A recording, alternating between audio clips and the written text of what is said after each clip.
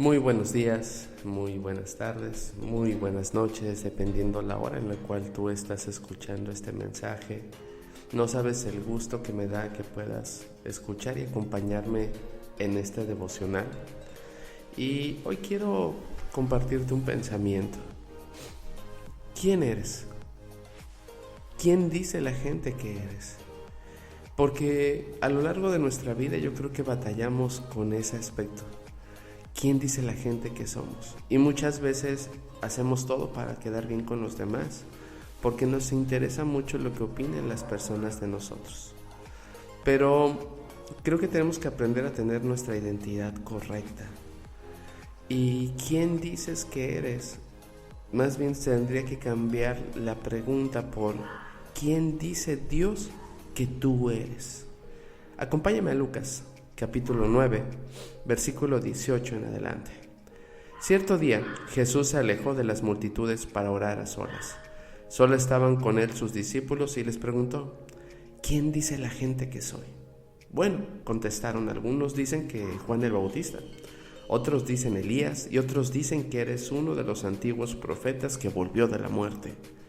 Entonces les preguntó: ¿y ustedes quién dicen que soy?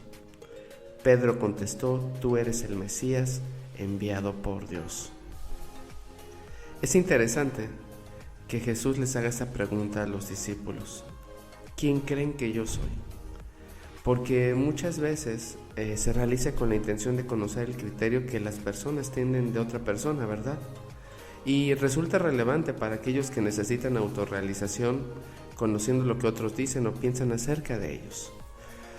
Creo que sinceramente cuando Jesús hace esta pregunta es porque sabe muy bien qué va a contestar Pedro.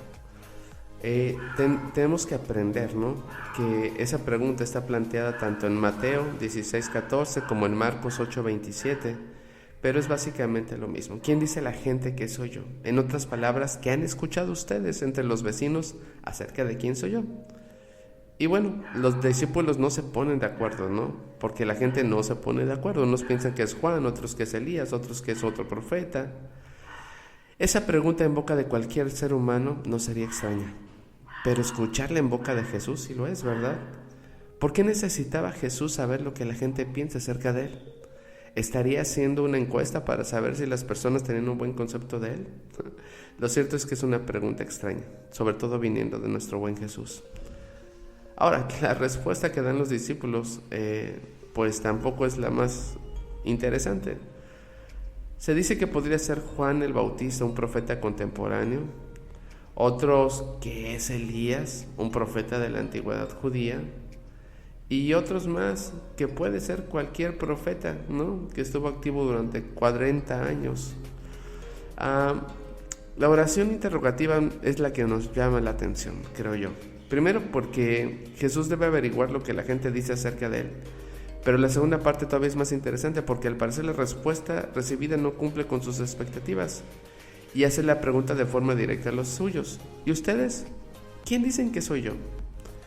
Ya no se espera una respuesta general. Ahora todos se supone que aquellos que estaban más cerca de él deberían tener un mejor conocimiento de quién era él. ¿Cómo se llamó Jesús a sí mismo? Él espera una respuesta diferente de los que le habían acompañado durante algunos años. Y creo que aquí está el aspecto más interesante, querida familia. ¿Has caminado con él? ¿Quién es Jesús en tu vida? ¿Qué puedes decir de Jesús?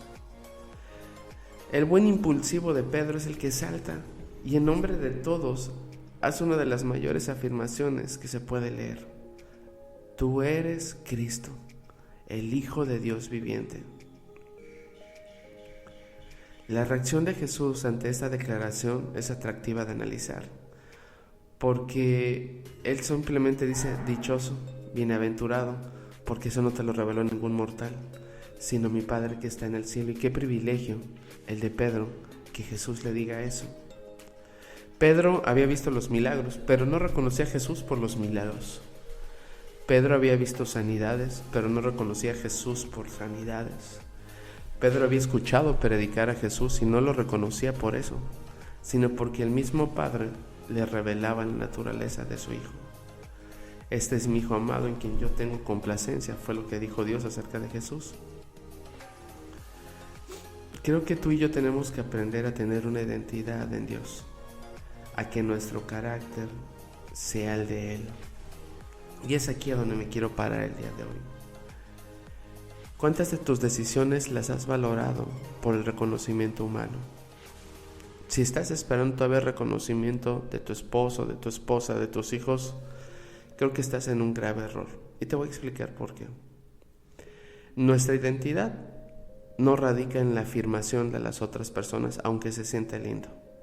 Nuestra identidad está en Cristo, está en Dios. Y es importante saber que la identidad no es una religión. Es una relación con Jesús. Es una manifestación de Dios, de su reino de amor sobre esta tierra. Y lo primero que Dios quiere hacer es establecer la voluntad de su propósito sobre tu vida y sobre la mía, para darle cumplimiento. Esa identidad que nosotros podemos establecer en Cristo va a determinar el carácter de Dios en nuestra vida. Y esto es bien importante, porque tú y yo tuvimos un carácter hijo, es la verdad.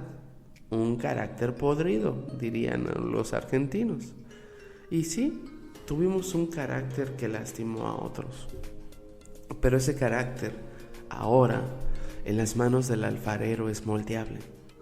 Ahora en las manos de Jesús todo puede ser transformado para su gloria. Y personas que tenían un carácter que solamente les había llevado a lastimar y a herir a otros, ahora tienen un carácter de restauración, ahora son pacificadores. Solo nosotros, los seres humanos, podemos comprender la naturaleza divina de Dios. Y de esa manera podemos darla a conocer en esta tierra a otros seres humanos. Fuimos diseñados por alguien hermoso, por alguien único y irrepetible. Por lo tanto, si somos hechos a su imagen y semejanza, como dice en Génesis, tú y yo somos únicos y irrepetibles. Somos una vasija diseñada con una personalidad tan única por Dios, y esa vasija contiene una sustancia exclusiva. Ninguna otra vasija la tiene. Por eso es importante el carácter. Existen diferentes conceptos y muchísimas definiciones en cuanto al término carácter. Incluso nosotros solemos utilizar esa expresión para calificar algunas actitudes, hasta de maltrato, tiranía, dominación, inclemencia, explosiones emocionales. Ahí tiene muy buen carácter, tiene muy mal carácter.